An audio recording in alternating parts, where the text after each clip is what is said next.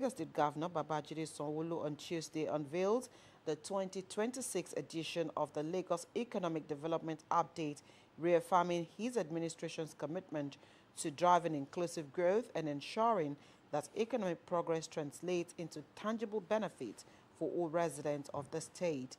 The unveiling of this year's outlook held in Ikeja provides an in-depth analysis of the state's economic trajectory, capturing global, national, and local development, shaping Lagos' growth outlook.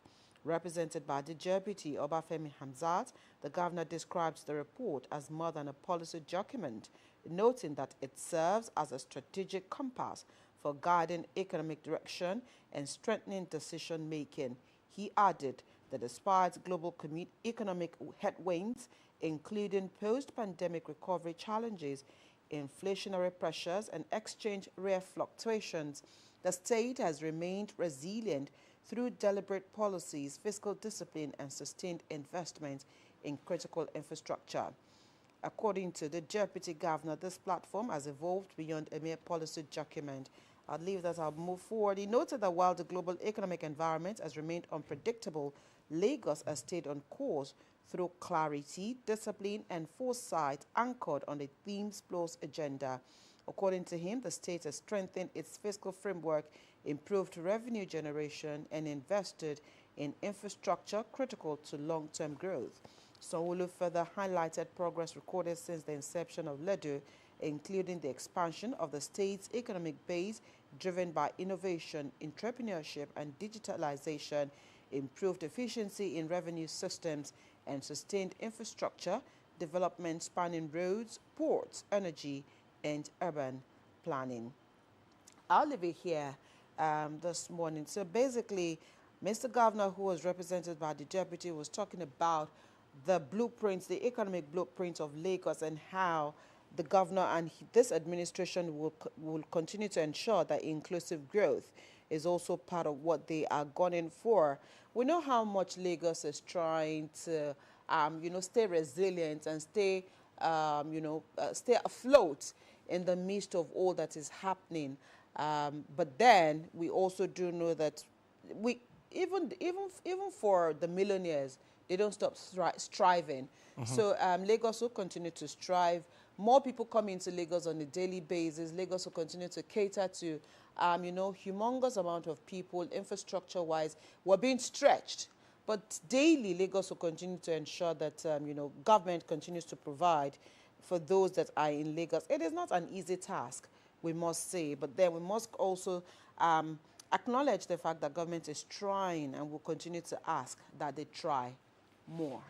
You're completely correct, Abimbola. And, we must give it to Lagos State government and, of course, our previous governors in the state. The fact that we have a particular framework with which we work in Lagos State is one of the advantages as to where Lagos is today. And like people normally say, Lagos is the reference point for good governance. And the fact that we have had a particular political party in power for years in Lagos State is also one of the advantages as to where we are in terms of infrastructure, economic development. And I think other states should come and take a cue from Lagos State and see how well they can also run their own state and, of course, position it well in such a way that investors will be attracted to come into their states. Absolutely.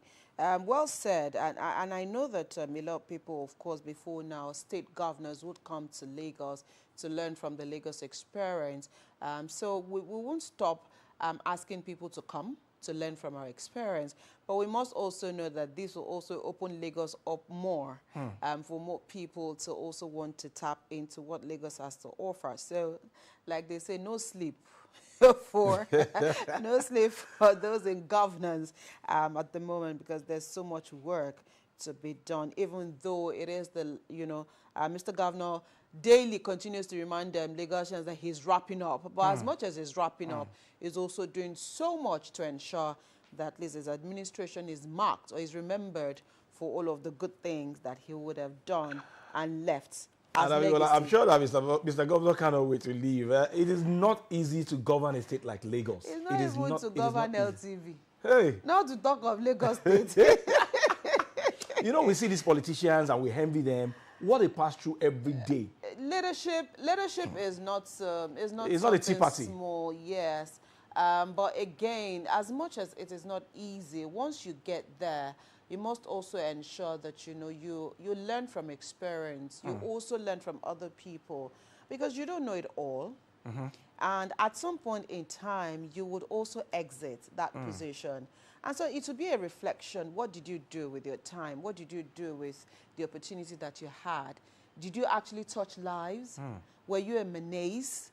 What kind of prayers would people offer when you leave? So these things they are hard, but then it also should be an example for people aspiring to leadership positions. Sometimes it is not as easy as we see it, or as we think that it should be. All right, our producer says we should skip hashtag for today, because practically that's what you read Yes. in your news point for today. Do you have the third news point? Do you want to take a read of, or we should just let it go? No, I don't have it. Okay. All right. So probably we should just skip it. I think it's just about the oil windfall because of what is happening in the Middle East, and how we are going to get about 9 trillion naira from the windfall, and the government intends to use that to fund the part of the budget. Remember, we are borrowing again. I mean, but when I saw that story yesterday, We're borrowing again. $6 billion. Yes, we're borrowing again, and of course, the National Assembly gave approval for the borrower for the borrowing. And when we're talking about yes, saving, yet we're borrowing. So if we're saving, aren't we also losing what we should be saving for the loans and all of that? Even though government explained what the borrowing will be used for, sometimes again you look at it. When you put it side by side, it feels like, we're borrowing too much. But again, economists will tell you other countries of the world also borrow to finance. But what exactly are we using the borrowings to finance? So what kind of infrastructure are we financing? Because part of the borrowing is also going to be used to finance the budgets. Yes. So if we borrow to finance the budget, and then what are we expending the budget on? So it's not like we're going to be saving back from the budget. We're expending. So yes, the windfall will give us some money, but that money will still go back to the borrowings, because we'll be paying interest on the borrowing. So it's a whole lot. It is. It's a whole lot as we speak. And in the midst of all of that, remember yesterday Donald Trump also still told countries, everybody should go and look for your own oil, or come and buy from us because we have in abundance. And again, sometimes I look at this man and I think, for a lot of people who've looked at him and said, what, he's just a bully. He's just somebody who, if he can't have his way, if he can't have it his way, then every other person cannot enjoy it that way. So it's still a long journey as we speak, especially with the uncertainty with the war. So let's see how this will pan out at the end of the day. We'll take a quick break. When the conversation returns, Ajibola will take the column for today, and then we will get the conversation going.